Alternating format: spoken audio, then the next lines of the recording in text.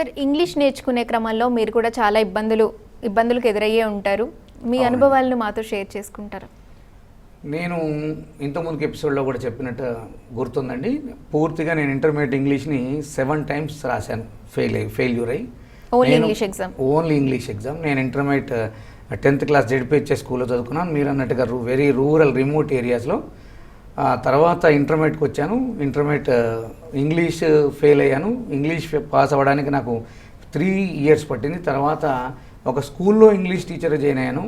ఒక చిన్న స్పార్క్ లాంటి ఆలోచన మన మైండ్లోకి వచ్చి, at any cost I want to learn English language. I think there is no future without English అనుకున్నాను.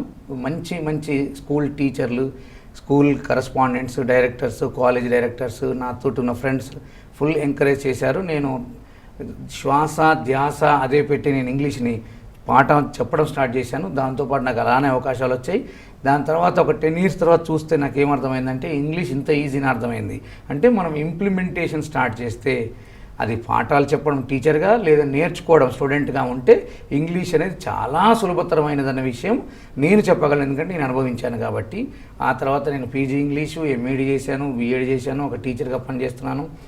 2 రాష్ట్రాల్లో మంచి కోచింగ్ సెంటర్లో ఇంగ్లీష్ గ్రామర్ని చెప్పాను ఇంతకుముందు కూడా బాగా. ఒక 20 సంవత్సరాలుగా ఈ ప్రయాణంలో ఉన్నాను ఇంగ్లీష్ టీచర్గా నేను. సో స్టూడెంట్స్కి మీరు నేర్పిస్తున్నప్పుడు మీకు ఎదురైన సమస్యలు? ముఖ్యంగా స్టూడెంట్స్లో ఉన్నటువంటి విషయం ఏంటంటే అండి, భయపడతారు ఫస్ట్. కొంతమంది భయం వదిలేసి స్టార్ట్ చేస్తారు. They give up in the middle of the course. ఆ మిడిల్ ఆఫ్ ద కోర్స్లో వాళ్ళు మధ్యలో ఆపేస్తుంటారు. ఇప్పుడు తెలుగు ఉన్నట్టుగా ఉండదండి. తెలుగు ఇంగ్లీష్ వాక్య నిర్మాణాలు తేడా ఉంటుంది. అందుకని ఇంగ్లీష్ని ఫారెన్ లాంగ్వేజ్ అంటాం. ఎప్పుడైతే మనం తెలుగుతో కంపేర్ చేసుకుంటామో అప్పుడు మనం ఇంగ్లీష్ని మాట్లాడలేం. ఎందుకంటే తెలుగు వాక్య నిర్మాణంలోనేమో కర్త కర్మ క్రియ ఉంటుంది. ఇంగ్లీష్ వాక్య నిర్మాణానికి వచ్చేసరికి కర్త కర్మ క్రియ కాకుండా కర్త క్రియ కర్మ ఉంటుంది. అంటే సబ్జెక్ట్ వర్బ్ ఆబ్జెక్ట్ ఉంటుంది ఇంగ్లీష్లో. అంటే సబ్జెక్ట్ తర్వాత వెర్బును ఉపయోగించడం ప్రారంభిస్తే చాలా ఈజీ అవుతుంది. అలా మనం సబ్జెక్ట్ తర్వాత వెర్బును ఉపయోగించి సెంటెన్స్ని కొంచెం ఎక్స్టెండ్ చేసుకుంటూ వెళ్తుంటే ఈజీ అవుతుంది. నేను పాలు తాగుతాను అన్న వాక్యంలో తాగుతాననే క్రియ చివరికి వచ్చింది.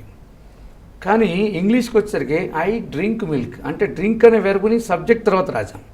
ఐ డ్రింక్ మిల్క్ అన్నారు కదా, ఫస్ట్ ఐ డ్రింక్ అనండి, తర్వాత ఐ డ్రింక్ మిల్క్ అనండి. ఐ డ్రింక్ మిల్క్ ఎవ్రీడే అనండి. I drink milk everyday at 7 o'clock అనండి. I drink milk everyday at 7 o'clock along with my father అని చెప్పండి. అంటే సెంటెన్స్ని ఎక్స్టెండ్ చేసుకుంటూ వెళ్ళొచ్చు, పెద్ద ప్రాబ్లం లేదు. ఆ ప్రాబ్లం ఆ మధ్యలో స్టూడెంట్స్కి ఏంటంటే తెలుగుతో కంపేర్ చేసుకున్నప్పుడు, ఉర్దూ కంపేర్ చేసుకున్నప్పుడు, వాళ్ళ నేటివ్ లాంగ్వేజ్తో కంపేర్ చేసుకున్నప్పుడు కొంచెం భయపడి మధ్యలో ఆపేస్తారు. కానీ continuity is a very important. ఆ స్పెల్లింగ్స్ కొన్ని సందర్భాల్లో చూసి, సౌండ్స్ కొన్ని సందర్భాల్లో చూసి, సియుటి కట్ అయింది కదా, పియూటి కూడా పట్టు కావాలి కదా, పుట్టి ఎందుకు అయింది అనేది కొన్ని ఇబ్బంది అవుతుంటాయి. ముఖ్యంగా సైలెంట్ లెటర్స్ ఉంటాయి మనకు. పార్లమెంట్ అనే వర్డ్లో ఐ సైలెంట్ ఉంటుంది. మనం రాసేటప్పుడు PARLAMENT అని రాస్తాం, కానీ PARLIA ఉంటుంది. ఐని మిస్ చేస్తాం, ఎందుకంటే పలికేటప్పుడు మనం ఉండదు కాబట్టి. రాసేటప్పుడు తప్పు అవుతుంది. మనం నాలెడ్జ్ అన్నప్పుడు ఎంతో స్టార్ట్ చేస్తాం. కొంతమంది టీచర్ ఏమంటారంటే, బాబు యూ డోంట్ నో కే రాయాలి కదా అంటారు. స్టూడెంట్కి ఒక డౌట్ వస్తుంది, అరే కే ఏంది, మనకు నాలెడ్జ్ అంటే కే పలకట్లే కదా. ఈ సైలెంట్ లెటర్స్ కొంచెం వచ్చేసరికి ఆ గ్రామర్లో కూడా కొంత సబ్జెక్ట్ వెర్బ్ ఆబ్జెక్ట్ తెలుగు వాక్య నిర్మాణానికి ఇంగ్లీష్ వాక్య నిర్మాణం తేడా ఉండే. అలాంటి కొన్ని సందర్భాల్లో మనకేమవుతుందంటే స్టూడెంట్స్ ఇబ్బంది, ముఖ్యంగా ప్రిపోజిషన్స్ యుగంలో కూడా ఇబ్బంది పడుతుంటారు. దానికి ఒక చిన్న ఎగ్జాంపుల్ చెప్తాను మీకు నేను. I'm watching news on NTV అనాలి. మనం I'm watching news in NTV అంటాం. అంటే ఎన్టీవీలో చూస్తున్నాం అన్నాం కాబట్టి ఆటోమేటిక్గా ఇన్ వాడతాం, కానీ యాక్చువల్గా ఇక్కడ ఆన్ వాడాలి. ఇన్ ఎప్పుడైతే స్టూడెంట్ వాడాడు, టీచర్ ఏమంటాడు, waste fellow you don't know what is the usage of preposition అనగానే దెన్ ఈ గో బ్యాక్.